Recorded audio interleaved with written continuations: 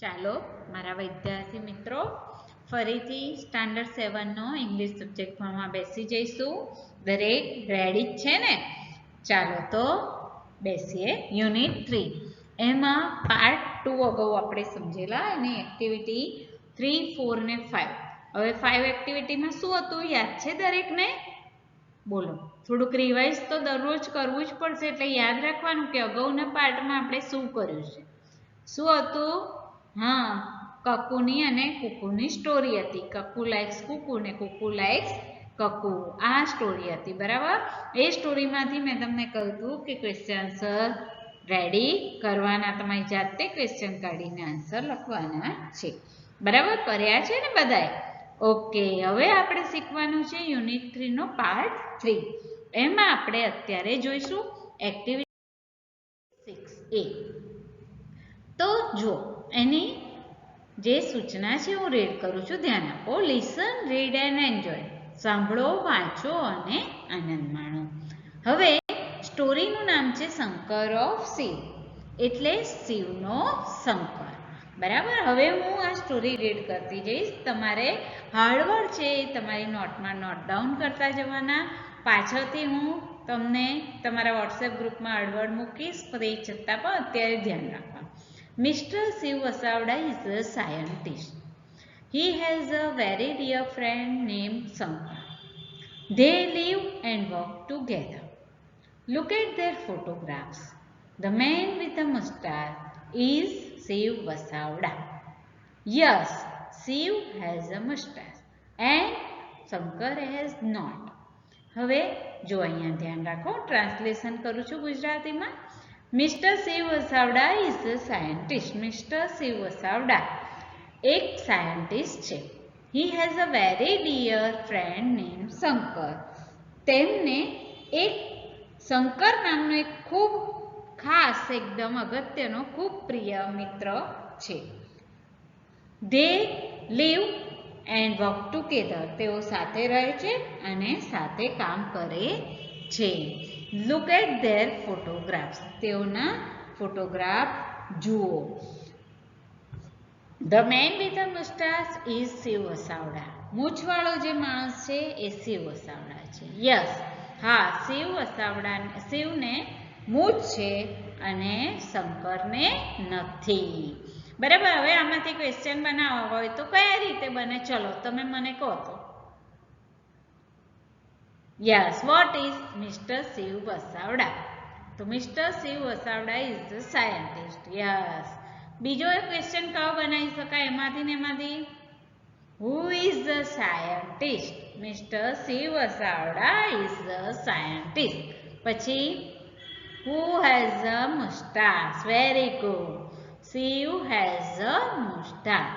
બરાબર? તો આ ફર્સ્ટ પેરેગ્રાફ થયો. હવે second paragraph. Shiv gets up early in the morning. He practices yoga for an hour. Shankar does not practice yoga. He makes tea and breakfast for Shiv. Shankar does not take tea, coffee or breakfast. હવે શિવ વહેલી સવારે ઉઠી જાય છે. He practices yoga for an hour. 1 કલાક એમ કે યોગ કરે છે. તે 1 કલાક સુધી યોગ કરે છે. Shankar does not practise yoga. Shankar યોગ કરતો નથી. He makes tea and breakfast for Shiv. તે શું કરે છે? પેલા શંકર, શિવ જ્યારે યોગા કરે ત્યારે શંકર શું કામ કરે? તો શંકર શું બનાવે? ચા બનાવે અને નાસ્તો તૈયાર કરે શિવ માટે. Shankar does not take tea, coffee or breakfast. Shankar એમ કે ચા, કોફી કે નાસ્તો લેતો નથી. બરાબર? તો who gets up early in the morning? ચલો આન્સર આપો. Yes, Shiv gets up early in the morning. પછી ફરી બીજો પ્રશ્ન છે, જવાબ આપો. What does Shiv do? What does Shiv do? Yes, Shiv practices yoga for an hour. Who makes tea and breakfast for Shiv? Shankar makes tea and breakfast for Shiv. Very good. હવે third paragraph. Around 10 a.m. they leave their house. હવે જો leave, L-I-V-E, leave એટલે રહેવું, અને L-E-A-V-E, leave એટલે છોડી દેવું. They go to their laboratory. It is 15 kilometers away from their home. Shankar drives the car. He never breaks the traffic rules. Shiv likes music. He says, play Vaishnavan to તેને રે કહીએ. And Shankar starts singing. He can do both the things together without any mistake. He is a good driver and a good singer. જો હવે મેં તમને એક હાર્ડવર્ડ કહ્યું, L-E-A-V-E, leave એટલે છોડવું, એમ ઘર છોડી દે છે. પછી લેબોરેટરી એટલે આપણને ખબર છે આપણે લેબોરેટરી જ કહીએ છીએ, બરાબર. બીજું આમાં કોઈ હાર્ડવર્ડ છે નહીં. તો આપણે ચાલો હવે આનું ટ્રાન્સલેશન કરતા જઈએ, બરાબર. ધ્યાન રાખજો.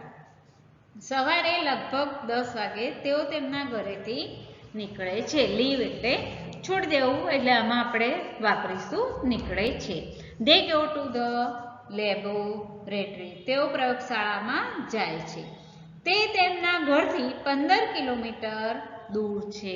શું 15 કિલોમીટર દૂર છે? Very good.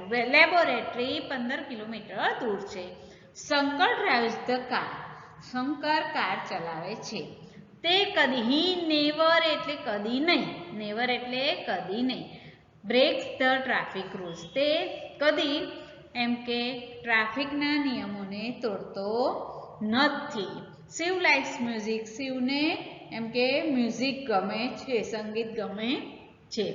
હી સેઝ, તે કહે છે, પ્લે વૈષ્ણવજન તો તેને રે કહીએ, તે કહે છે વૈષ્ણવજન તો તેને રે કહીએ, ગા. અને શંકર ગાવાનું શરૂ કરે છે. તે કોઈ પણ ભૂલ વિના બંને વસ્તુઓ એક સાથે કરી શકે છે. કઈ બંને વસ્તુઓ?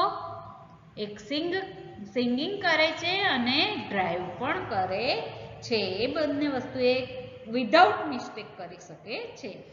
તે એક સારો ડ્રાઈવર અને એક સારો ગાયક પણ છે. હવે આમાંથી ક્વેશ્ચન આન્સર તમારી જાતે તમારે તૈયાર કરવાના છે. હવે આગળનો paragraph. In the laboratory, Shiv prepares a new type of robot. That robot will help the children with their study and play. It will never be angry with them. Shankar helps Shiv in this experiment. He is a good helper. He also prepares lunch for Shiv. Shankar is a good cook too. હવે પ્રયોગશાળાની વાત છે કે પ્રયોગશાળામાં શિવ એક નવા પ્રકારનો યંત્ર માનવ તૈયાર કરે છે. રોબોટ એટલે યંત્ર માનવ, રોબોટ એટલે યંત્ર માનવ, અને ન્યૂ ટાઈપ એટલે નવા પ્રકારનો. The robot will help the children with their study and play. Robot શું કામ કરશે? તો રોબોટ બાળકોને તેમની રમતમાં અને તેમના અભ્યાસમાં મદદ કરશે. It will never be angry with them. એમ કે તે એમની સાથે કદી પણ ગુસ્સો કરશે નહીં. શંકર શિવને તેના પ્રયોગમાં મદદ કરે છે. શંકર શું કરે? શિવના પ્રયોગમાં મદદ કરે છે. He is a good helper. તે એક સારો મદદનીશ છે. He also prepares lunch for Shiv. તે શિવ માટે બપોરનું ભોજન પણ બનાવે છે. Shankar is a good cook too.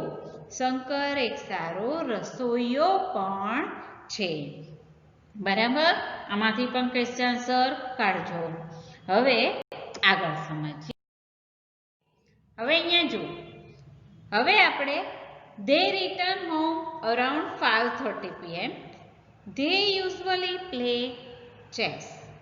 Sometimes she wants to play cricket. Shankar is a unique cricketer.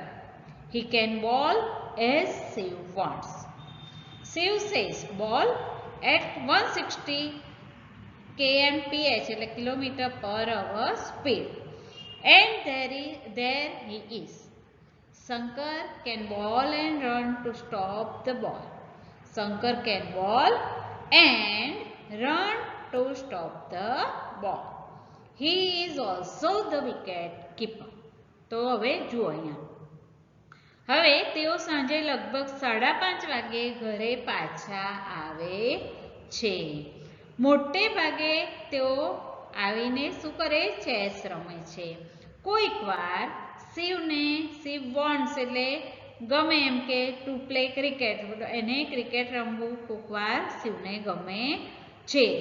Shankar is a unique cricketer. Shankar એક અજોડ, યુનિક એટલે અજોડ, યુનિક એટલે અજોડ ક્રિકેટર છે.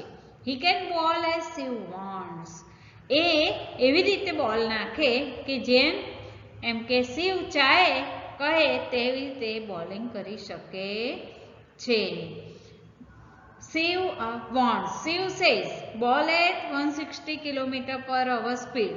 હવે શિવ એવું કહે કે 160 કિલોમીટરની ઝડપે એમ કે બોલિંગ કર, અને શંકર તેમ કરે. શંકર બોલિંગ કરીને બોલ અટકાવવા માટે દોડી શકે છે, અને તે વિકેટ કીપર પણ છે. ઓલ્સો એટલે પણ. બરાબર? તો ધ્યાન આપજો. હવે આપણે અહીંયા ક્વેશ્ચન આન્સર બનાવવા હોય તો ચલો આમાં પ્રયત્ન કરો. They return home around 5:30 PM. તો એનો આપણે ક્વેશ્ચન શું બનાવીએ? આવડશે કોઈને? બોલો બોલો. હા, બોલવાનું. When do they return? When do they return home? બરાબર? તો they return home around 5:30 PM. What do they usually play? What do they usually play? તો they usually play chess. બરાબર? Who is the unique cricketer? Shankar is the unique cricketer. બરાબર? હવે આગળનો. After dinner, Shiv checks his emails. He also writes a blog about his day. Shankar does not take interest in that. He sits near him.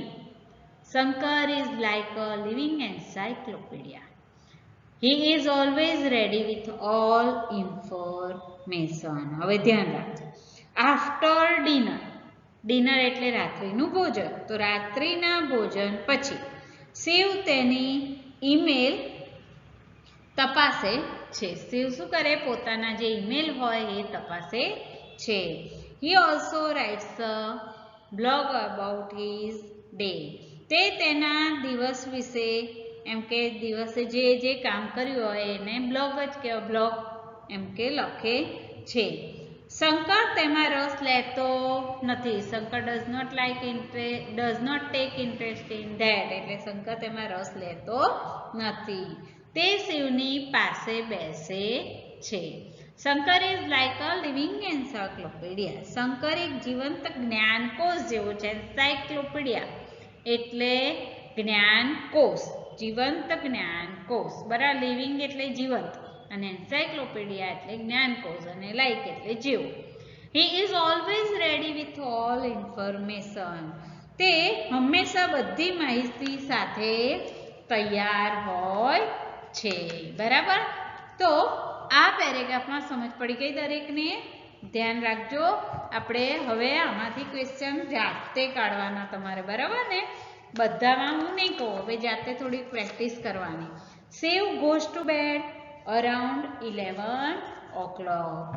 He says to Shankar, set the temperature of the room at 24°C.